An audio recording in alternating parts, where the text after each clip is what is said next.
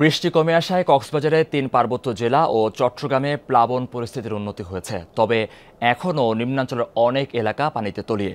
কক্সবাজারের বেশিরভাগ এলাকা থেকে পানি নেমে গেলেও এখনও চকরিয়া ও পেকুয়ার নিম্নাঞ্চল পানিতে নিম্নচিত। দেখা দিয়েছে খাবার ও বিশুদ্ধ পানির সংকট। চরম ভোগান্তি পোহাতে হচ্ছে এসব এলাকার বাসিন্দাদের। এদিকে পানি নেমে যাওয়ার সাথে সাথে স্পষ্ট হচ্ছে বন্যার ক্ষতচিহ্ন। জেলা প্রশাসনের তথ্য অনুযায়ী ৯ উপজেলার ৭টি ইউনিয়নে কম বেশি ক্ষয়ক্ষতি হয়েছে। ক্ষতিগ্রস্ত হয়েছে ৪৭টি ব্রিজ, কালভার্ট, ৮১ কিলোমিটার গ্রামীণ সড়ক ও ১৫,৬৩৮ হেক্টর জমির ফসল। ভেসে গেছে প্রায় ২,০০০ পুকুরের মাছ। প্রশাসনের পক্ষ থেকে দুর্গত এলাকায় ত্রাণ সহায়তা দেওয়া হচ্ছে।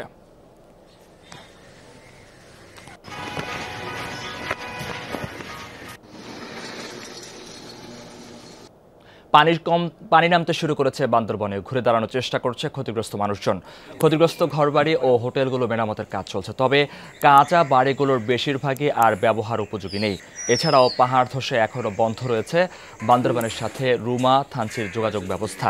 শহরে থেমে থেমে বিদ্যুৎ আসলেও এখনও প্রান্তিক পর্যায়ে বিচ্ছিন্ন বিদ্যুৎ সংযোগ। এদিকে ৭ দিনের মতো বন্ধ রয়েছে জেলার পর্যটন কেন্দ্রগুলো। এগুলো মেরামতে এখনও প্রায় ১০ দিনের মতো সময় লাগবে বলে জানাচ্ছেন ব্যবসায়ীরা। তবে খাবার বিতরণ, রাস্তা মেরামতে কাজ করে যাচ্ছে সেনাবাহিনী।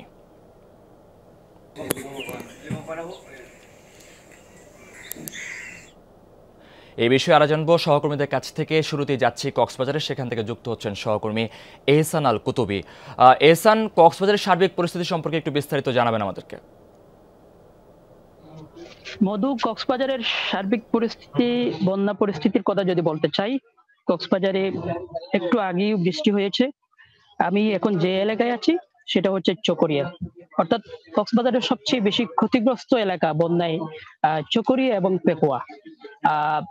আর এই চকরিয়া পেকুয়ায় এখনো নিম্নাঞ্চল, এখনো পানি আছে নিম্নাঞ্চলে, এবং অনেক বাড়িঘর যেগুলো একেবারে নিচ এলাকার বাড়িঘর, ওখানেও এখনো পানি আমরা দেখতে পেয়েছি সকালে। এবং যেগুলো একটু উপরের যে বাড়িঘর গুলোতে আপনার বেশি পানি উঠছিল, সেই পানি যেহেতু নেমে গেছে, নেমে যাওয়ার পর যে ভাঙন, বাড়ির বিভিন্ন আসবাবপত্র নষ্ট হওয়া, সবকিছু আমরা দেখেছি এবং সবকিছু ফুটে উঠছে এবং বিভিন্ন সড়কে ভাঙনের দৃশ্য ফুটে উঠছে।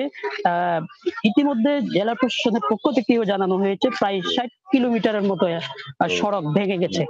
আর আমি এখন যেখানে আছি সেখানে ইতিমধ্যে ত্রাণ তৎপরতা চলছে, অর্থাৎ মাননীয় ত্রাণ মন্ত্রী ডাক্তার এনামুর রহমান ইতিমধ্যে এখানে এসেছেন। এখানে তিনি ত্রাণ তৎপরতা চালাচ্ছেন এবং একই সাথে এখান থেকে তিনি পেকুয়ায়ও যাবেন, সেখানে দুর্গত এলাকা পরিদর্শন করবেন এবং ত্রাণ তৎপরতা চালাবেন।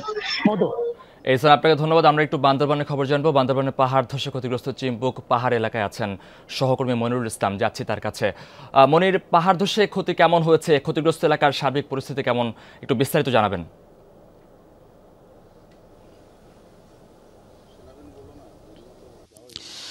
যে আসলে ক্ষয়ক্ষতি ব্যাপক মধু, ব্যাপক বলতে এখানে দুটি এলাকা যেটা বান্দরবানের সবচেয়ে আসলে এই যোগাযোগ বা হচ্ছে জনবসতি এবং পর্যটনের জন্য বিখ্যাত, রুমা এবং থানচি, এই বান্দরবান থেকে এটা পুরোপুরি যোগাযোগ বিচ্ছিন্ন গত ৫-৭ দিন ধরেই।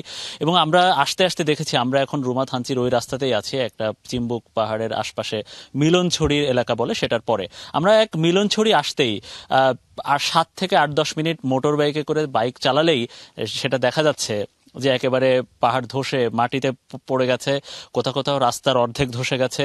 এবং কিছুক্ষণ পরপরই তো এই যে বিদ্যুতের খুঁটি যেটা আছে, বিদ্যুতের খুঁটি সেগুলো রাস্তায় পড়ে আছে, পাহাড় ধসে মাটি পড়ে আছে, গাছ ভেঙে পড়ে আছে। এখন সেগুলো সরাতে সেনাবাহিনীর যেটা ইঞ্জিনিয়ারিং ব্রিগেড আছে তারা কাজ করে যাচ্ছে, কিন্তু আসলে সেটাও এত পরিমাণে ধস, এত পরিমাণে ক্ষয়ক্ষতি, সেটা ক্ষয়ক্ষতি নিরূপণ করে সেটাকে আবার ঠিকঠাক করতে বেশ সময় লাগবে।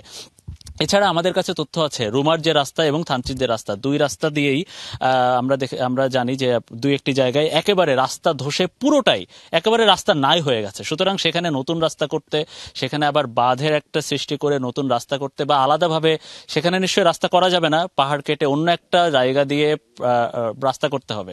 সেটা করতে অন্তত পক্ষে 1 মাস সময় লাগবে, কম পক্ষে হলেও 1 মাস সময় লাগবে, অর্থাৎ যোগাযোগ ব্যবস্থা ভালো করতে।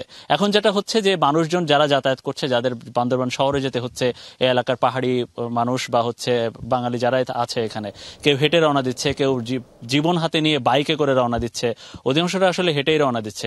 গাড়ি একেবারে যানবাহন চলাচল তো একেবারে করা যাচ্ছে না, 4 চাকার কোনো গাড়ি চলছে না। তো মোটামুটি দুর্বিষহ অবস্থা। আর এই বিদ্যুতের খুঁটি ভেঙে পড়ায় একেবারে বিদ্যুৎ বিচ্ছিন্ন এই ভেতরের অবস্থার মানুষও। তো সেনাবাহিনী, জেলা প্রশাসন বলছে তারা সর্বাত্মকভাবে চেষ্টা করে যাচ্ছেন কিভাবে দ্রুত এগুলা সব ঠিকঠাক করা যায়। মধু, অর্থাৎ ব্যাপক ক্ষয়ক্ষতি হয়েছে। মনির, আপনাকে ধন্যবাদ। এবারে চট্টগ্রামের খবর জানতে চাই। সাতকানিয়ায় আছেন সহকর্মী শহীদুল সুমন, যাচ্ছি তার কাছে। সুমন, পানি তো নামতে শুরু করেছে, এখনকার সার্বিক পরিস্থিতি আপনি কেমন দেখছেন?